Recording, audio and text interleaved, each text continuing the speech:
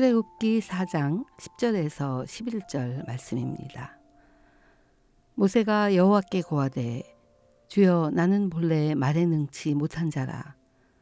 주께서 주의 종에게 명하신 후에도 그러하니 나는 입이 뻣뻣하고 혀가 둔한 자니이다. 여호와께서 그에게 이르시되 누가 사람의 입을 지었느뇨? 누가 벙어리나 귀머거리나 눈 밝은 자나 소경이 되게 하였느뇨? 나 여호와가 아니뇨? 모세는 자신이 말을 잘 못하는 자라고 하면서 하나님이 자신에게 주신 사명에 반응합니다. 저는 종종 이런 말을 들었는데요. 우리 사모님은 말씀도 없으시고 너무 좋으세요. 저는 이런 말을 들을 때마다 사랑받고 인정받는 느낌을 받았던 것 같아요. 그러면서 더 사랑받고 인정받기 위해서 조용한 삶으로 살아왔어요. 저는 제가 원래 조용한 사람인 줄만 알았는데 제 마음속에 상한 마음들의 치유를 경험하면서 저도 모르게 눌려서 지냈던 내면의 감정들이 회복되면서 새로운 저 자신을 발견하게 되었고 하나님께서 원하셨던 저의 오리지널 모습으로 회복이 되었습니다. 많은 사람들은 이렇게 말합니다. 저는 원래 소심해요. 저는 원래 약해요. 저는 원래 못해요. 저는 이렇게 말하는 분들에게 말합니다. 저는 원래라는 것은 없다고 봅니다. 이런 생각들을 하게 된 배경이 있다고 생각하고 그 배경의 뿌리를 찾아보자고 권해드립니다. 이 영상을 보시는 모든 분들도 본인 자신에 대해서 믿어왔던 거짓들을 발견하고 그 거짓들을 진리로 대체함으로 영적 자유함을 누리시길 기도합니다. 출애굽기 4장 13절에서 15절 말씀입니다. 모세가 가로되 주여 보낼 만한 자를 보내소서. 여호와께서 모세를 향하여 노를 바라시고 가라사대 레위 사람 내 형 아론이 있지 아니하뇨? 그의 말 잘함을 내가 아노라. 그가 너를 만나러 나오나니 그가 너를 볼 때에 마음에 기뻐할 것이라. 너는 그에게 말하고 그 입에 말을 주라. 내가 내 입과 그의 입에 함께 있어서 너의 행할 일을 가르치리라. 하나님은 애굽에서 고통 가운데 있는 당신의 백성을 구원해내시려고 모세를 부르십니다. 내가 누구간데 이스라엘 자손을 애굽에서 인도하여 내리까 라며 두려워하는 모세에게 하나님은 내가 너와 함께 있으리라 라고 약속하시지만 모세는 보낼 만한 자를 보내소서라고 응답합니다. 저 역시 중국에서 사역을 하면서 언어로 인해서 힘들어할 때마다 지금 미주로 돌아와서 다음 세대를 향한 마음을 주시지만 영어에 대한 부담을 느낄 때마다 하나님은 내가 내 입과 함께 있어서 너의 행할 일을 가르치리라 라는 약속의 말씀으로 저를 이끌어 나아가십니다. 출애굽기 9장 20절에서 21절 말씀입니다. 바로의 신하 중에 여호와의 말씀을 두려워하는 자들은 그 종들과 생축을 집으로 피하여 들였으나 여호와의 말씀을 마음에 두지 아니하는 자는 그 종들과 생축을 들에 그대로 두었더라. 이스라엘 백성을 애굽에서 구원하시려는 하나님의 계획을 거부하는 바로 왕에게 하나님은 모세를 통해서 재앙을 선포하게 하십니다. 바로의 신하 중에서 여호와의 말씀을 마음에 두었던 자들은 재앙에서 건짐을 받게 되지만 여호와의 말씀에 관심이 없었던 자들은 결국 재앙을 당하게 됩니다. 부패한 도시 소돔이 불로 심판을 받게 될 때에도 경고의 말씀을 듣는 자와 농담으로 여기는 자로 나뉘어졌던 것과 비슷합니다. 주님의 말씀을 우리 마음에 둘 수 있도록 도와주세요. 출애굽기 13장 21절 22절 말씀입니다. 여호와께서 그들 앞에 행하사 낮에는 구름 기둥으로 그들의 길을 인도하시고 밤에는 불 기둥으로 그들에게 비추사 주야로 진행하게 하시니 낮에는 구름 기둥 밤에는 불 기둥이 백성 앞에서 떠나지 아니하니라. 하나님은 출애굽한 이스라엘 백성을 모른다고 하지 않으셨습니다. 낮에는 구름 기둥으로 밤에는 불 기둥으로 그들의 길을 인도하셨습니다. 지금도 하나님은 우리와 동행하시며 우리의 길을 인도하고 계십니다. 출애굽기 14장 13절 14절 말씀입니다. 모세가 백성에게 이르되 너희는 두려워 말고 가만히 서서 여호와께서 오늘날 너희를 위하여 행하시는 구원을 보라. 너희가 오늘 본 애굽 사람을 또다시는 영원히 보지 못하리라. 여호와께서 너희를 위하여 싸우시리니 너희는 가만히 있을지니라. 출애굽한 이스라엘 백성은 애굽 군대에게 쫓기게 되고 이스라엘 백성은 두려움 가운데 하나님께 부르짖습니다. 모세는 두려움에 떨고 있는 이스라엘 백성에게 두려워하지 말고 가만히 서서 하나님이 행하시는 구원을 보라고 외칩니다. 요즘 팬데믹 상황 가운데 많은 분들이 힘들어합니다. 그동안 우리 스스로 계획해 왔던 일들이 생각대로 되어지지 않으면서 무기력한 마음이 들기도 합니다. 앞으로의 상황도 어떻게 될지 모르는 상황입니다. 이러한 때에 붙잡아야 할 중요한 진리는 우리 하나님께서 온 세상의 주권자가 되신다라는 것입니다. 하나님은 우리의 이 모든 상황을 잘 알고 계십니다. 두려움 가운데 힘들어하는 우리에게 하나님께서는 두려워하지 말고 가만히 서서 하나님이 행하시는 구원을 보라고 외치십니다.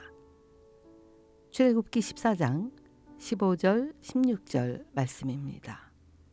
여호와께서 모세에게 이르시되 너는 어찌하여 내게 부르짖느뇨.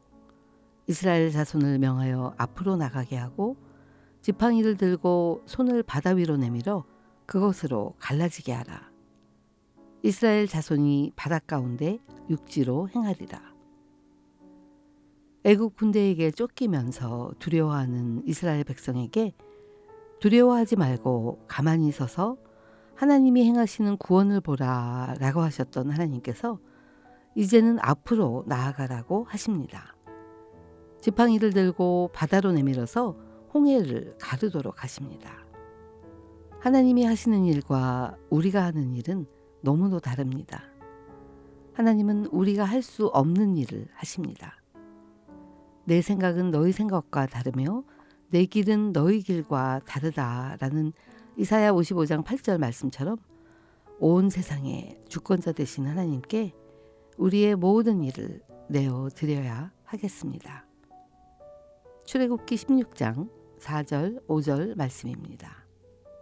때에 여호와께서 모세에게 이르시되 보라 내가 너희를 위하여 하늘에서 양식을 비같이 내리리니 백성이 나가서 일용할 것을 날마다 거둘 것이라. 이같이 하여 그들이 나의 율법을 준행하나 아니하나 내가 시험하리라. 제6일에는 그들이 그 거둔 것을 예비할지니 날마다 거두던 것에 갑절이 되리라. 신광야에 도착한 이스라엘 백성은 애굽 땅에서 배불리 먹던 때를 떠올리면서 모세와 아론을 원망합니다. 하나님께서는 그들을 위하여 하늘에서 양식을 비처럼 내려주겠다고 약속하시면서 일용할 것을 날마다 거두고 여섯째 날에는 갑절로 거두어서 안식일을 준비시키십니다. 하나님은 광야에서 이스라엘 백성을 40년 동안 먹이십니다. 저의 삶을 돌아볼 때도 여호와 이레의 하나님께서 늘 채워주고 계심을 경험합니다. 여호와 이레의 뜻은 여호와가 준비하실 것이다 입니다. 창세기 22장에서 아브라함은 독자 이삭을 번제로 드리라는 하나님의 명령에 순종하였고 여호와 이레의 하나님은 번제할 어린 양을 친히 준비하셨습니다. 출애굽기 16장 8절 말씀입니다. 또 모세가 말하였다. 주님께서 저녁에는 당신들에게 먹을 고기를 주시고 아침에는 배불리 먹을 빵을 주실 것입니다. 주님께서는 당신들이 주님을 원망하는 소리를 들으셨습니다. 당신들이 하는 원망은 우리에게 하는 것이 아니라 주님께 하는 것입니다. 애굽에서 나온 이스라엘 백성들은 자신들이 굶어 죽는다면서 모세와 아론을 원망합니다. 이스라엘 백성들의 원망하는 소리를 들으신 하나님은 저녁에는 고기를, 아침에는 빵을 배불리 먹도록 주시겠다고 약속하십니다. 우리가 우리의 삶 속에서 일어나는 일들을 원망할 때 우리는 하나님을 원망하고 있는 것을 깨달아야 하겠습니다. 출애굽기 19장 5절 6절 말씀입니다. 세계가 다 내게 속하였나니 너희가 내 말을 잘 듣고 내 언약을 지키면 너희는 열국 중에서 내 소유가 되겠고 너희가 내게 대하여 제사장 나라가 되며 거룩한 백성이 되리라. 너는 이 말을 이스라엘 자손에게 고할지니라. 하나님께서는 이스라엘 백성을 구원하시고 그들과 언약을 맺으시며 그들을 통해서 이 세상에 빛을 비추시려는 계획을 가지고 계셨습니다. 이스라엘 백성은 다른 나라들 가운데서 거룩한 삶을 살면서 주변에 있는 나라들과는 구별된 제사장의 역할을 해야 했습니다. 저는 우리 한국 백성 역시 하나님의 귀한 언약의 백성이라고 믿고 있습니다. 전쟁 후에 너무나 가난해서 여러 나라의 도움을 받았던 아주 조그마한 나라 한국이었지만 하나님께서는 그 땅에 선교사님들을 보내주셨고 주님의 빛을 비추어 주셨습니다. 지금은 전 세계로 선교사님들을 파송한 나라가 되었고 경제적인 발전과 함께 최근에는 한류 물결을 통해서 한국인의 위상을 전 세계에 떨치고 있는데요. 저는 이 모든 것에 하나님의 특별하고 오묘한 섭리가 있다고 봅니다. 하나님께서 이스라엘 백성과 언약을 맺으시고 그들의 변화로 주변 다른 나라에게 빛과 소금의 역할을 감당하기 바라셨던 것처럼 우리 한국 백성들 역시 온전히 회복을 경험함으로 주님의 언약 백성으로서의 역할을 감당해야 하겠습니다. 하나님께서 우리나라를 이렇게 세워주셨지만 우리나라 안에는 많은 어려운 일들도 일어나고 있습니다. 세계에서 자살률, 이혼율이 1위라는 이야기를 들었습니다. 한국의 대학생 기독교인 숫자가 점점 줄어들고 있다는 이야기도 듣고 있습니다.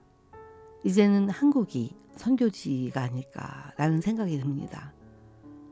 우리나라 젊은 세대를 생각하면서 기도할 때 마음이 힘들고 어려웠는데 얼마 전에 어떤 방송을 통해서 새롭게 깨달은 게 있었습니다. 한국의 젊은 세대가 자신들의 방식으로 영상을 찍고 예배를 드리는 내용이었는데 온라인 예배에서 오프라인으로 예배가 회복되는 내용이었습니다. 영상 속에서 아직도 하나님을 갈망하는 한국의 젊은 세대들의 모습을 보면서 다음 세대가 아직 살아있구나. 그들만의 방식으로 일어나겠구나 라는 마음이 들면서 위로를 받은 적이 있습니다. 우리나라 대한민국을 향한 하나님의 귀하신 뜻이 우리의 젊은 세대들을 통해서 잘 이루어지기를 간절히 기도합니다. 출애굽기 20장 3절 말씀입니다. 너는 나 외에는 다른 신들을 내게 있게 말지니라. 하나님은 오직 당신만을 전적으로 섬길 것을 첫 계명으로 강조하십니다. 우리가 하나님 한 분만을 바라보고 전심으로 섬길 때 우리는 변하지 않으시는 하나님 안에서 놀라운 평강을 경험하게 될 것입니다. 시건치 않으시고 후회가 없으신 하나님께서 우리를 위한 놀랍고 아름다운 계획을 갖고 계신 것을 믿지 못할 때 우리는 우리 스스로를 보호하며 스스로를 꾸려나가는 삶을 살게 됩니다. 오랫동안 스스로의 삶을 꾸려나가다 보면 어느새 우리의 삶의 일부분이 되면서 스스로 삶을 꾸려나가지 않으면 불안해지기도 합니다. 하나님 외에 다른 신, 곧 우리가 우리 삶의 주인이 된 것입니다. 해결책은 회개입니다. 회개는 주님께 돌아가는 것입니다. 주님, 저 스스로를 보호하며 살다 보니 어느새 제가 제 삶의 주인이 되어 있네요. 다시 내려놓습니다. 라고 고백해야 할 것입니다. 출애굽기 22장 25절에서 27절 말씀입니다. 너희가 너희 가운데서 가난하게 사는 나의 백성에게 돈을 꾸어 주었으면 너희는 그에게 빚쟁이처럼 재촉해서도 안 되고 이자를 받아도 안 된다. 너희가 정녕 너희 이웃에게서 겉옷을 담보로 잡거든 해가 지기 전에 그에게 돌려 주어야 한다. 그가 덮을 것이라고는 오직 그것뿐이다. 몸을 가릴 것이라고는 그것밖에 없는데 그가 무엇을 덮고 자겠느냐. 그가 나에게 부르짖으면 자애로운 나는 들어주지 않을 수 없다. 하나님은 이스라엘 백성에게 나그네를 압제하지 말도록 가르치십니다. 힘들고 어려운 이웃을 불쌍히 여기시는 하나님의 마음이 느껴지는데요. 이렇게 우리 믿는 사람들은 약하고 어려운 사람들을 돌보고 챙겨야 하는 거룩한 부담이 있습니다. 요즘 코로나 바이러스로 인해서 사람들을 멀리하고 마음의 여유가 사라진 우리들의 모습을 보게 됩니다. 부부 사이에, 부모와 자녀 사이에 서로를 이해하고 용납하기보다는 서로 억울해하고 용서치 못하면서 힘들어하기도 합니다. 어떤 분이 이런 고백을 하시더라고요. 그분은 그분의 자녀가 너무나 말을 안 듣고 속을 썩여서 어느 날 하나님께 눈물로 호소를 하셨대요. 하나님, 우리 아이가 이렇게 오랫동안 우리 부부의 마음을 아프게 하네요. 기도를 하고 있는 그분의 마음속 깊은 곳에서 하나님이 이렇게 말씀하시는 것 같더래요. 너도 나에게 돌아오기까지 오랜 시간이 걸렸다.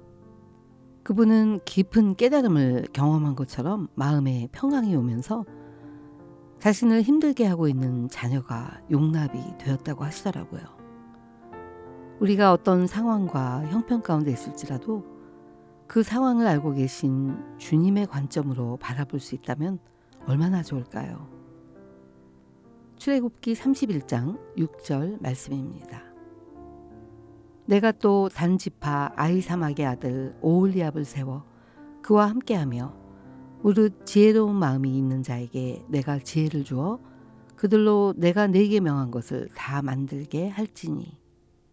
하나님은 성막 안에서 사용되는 모든 기구들을 만들기 위해서 오홀리압을 세우셨고 그가 그 일을 온전히 수행할 수 있도록 하나님의 지혜를 허락하셨다고 말씀하십니다. 우리를 부모로 세우시고 지도자로 세우시면서 주님은 우리를 모른다고 하지 않으십니다. 마치 어린아이가 세상에 태어나서 부모님의 극진한 돌보심으로 성인으로 자라나듯이 하나님은 우리를 모른다고 하지 않으시고 우리를 돌보시며 세워 나가십니다. 다윗과 같이 하나님의 마음에 흡족한 자로 세워 나가십니다. 중요한 것은 하나님의 손을 꼭 잡고 함께 걸어가는 것입니다.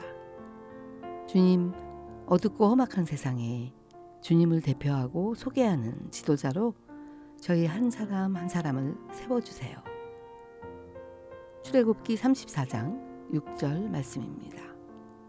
여호와께서 그의 앞으로 지나시며 반포하시되 여호와로라 여호와로라 자비롭고 은혜롭고 노하기를 더디하고 인자와 진실이 많은 하나님 이로라. 모세가 돌판 둘을 처음 것과 같이 깎아서 시내산에 갔을 때 하나님께서 하신 말씀입니다. 하나님은 모세에게 당신의 이름을 말씀하시고 당신의 성품을 알려주십니다. 우리 하나님은 자비롭고 은혜롭고 노하기를 더디하는 인자와 진실이 많으신 분이십니다. 하나님의 백성인 우리들도 서로를 인자히 여기며 용서하는 자비로운 자가 되어야 하겠습니다.